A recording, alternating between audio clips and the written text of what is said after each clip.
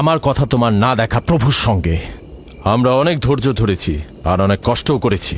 এখন আর কোনো নতুন খোদাদের ধৈর্য ধরার মতো অবস্থা আমাদের নেই। আমাদের ধর্মযাজক আসছে, ফারাজ তার কথার শাস্তি পাবে। পালাও ফারিস, তুমি পালাও। ওইদিকে পালিয়েছে। ওইদিকে যাও, ওকে বন্দি করে নিয়ে এসো। দেখো যেন পালিয়ে না যায়। ওকে ছেড়ে দিন, যে ওকে করে মাফ হোক ওকে দিন, ধরে নিয়ে ফিরবে। ওকে ছেড়ে দিন, ওকে মাফ করে দিন।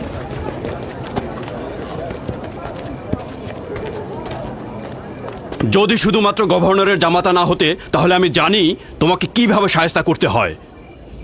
মন্দিরের কোনো প্রতিনিধির সাথে আমার কোনো কাজ নেই। তোমরা সবাই চলে যাও। ইয়াকুবের কুফরি কথায় তোমরা কেউ কান দেবে না, আর কেউ বিশ্বাস করবে না। তোমরা কি কেউ দেখছো না? হ্যাঁ, এই ইয়াকুব তার কুফরি কথাবার্তার কারণে ফাদ্দানে দুর্ভিক্ষ নিয়ে আসছে। আমাদের ধর্মযাজক ঠিক কথাটাই বলেছেন। ইস্তারের অভিশাপে বালা মুসিবত আসার পূর্বেই চলো চলো আমরা এখান থেকে চলে যাই।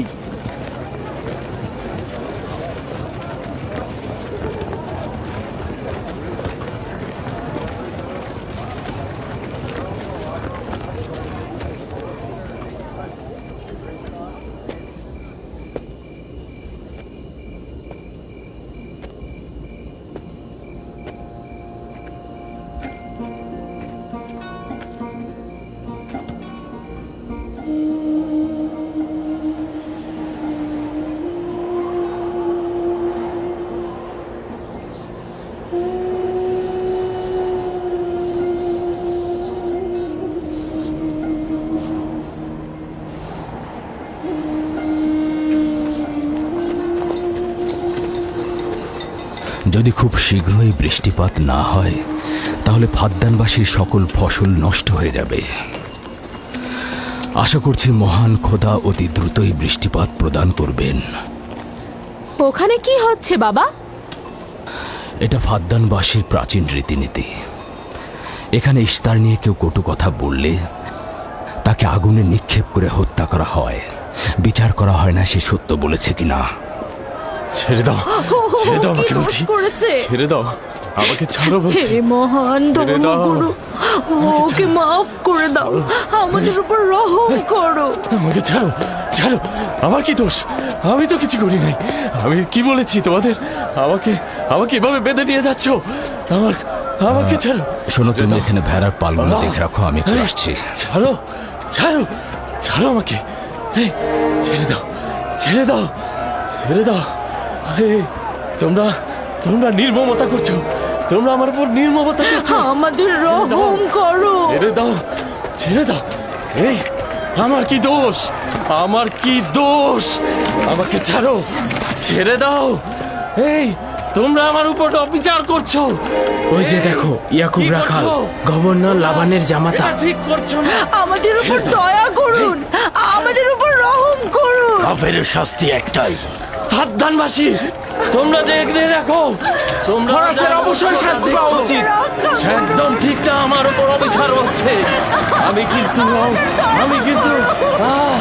আমাকে এভাবে অমানবিক ভাবে পড়ানো হচ্ছে।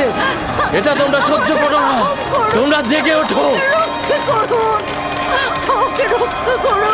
আমাকে বাঁচাও, বাঁচাও ফাদ্দানবাসী, আমাকে বাঁচাও ফাদ্দানবাসী। আমি বলছি আমি কোনো অন্যায় করিনি।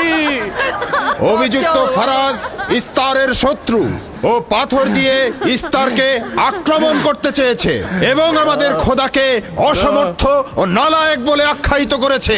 ফাদ্দান শহরের প্রাচীন রীতিনীতি অনুযায়ী যে আমাদের খোদা ইস্তারকে অবমাননা করবে তাকে অবশ্যই আগুনে নিক্ষেপ করে হত্যা করা হবে।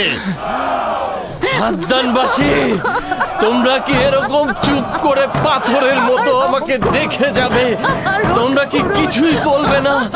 আমাকে এরকম অমানবিক ভাবে অত্যাচার করে পোড়াতে যাচ্ছে এই লোকজন।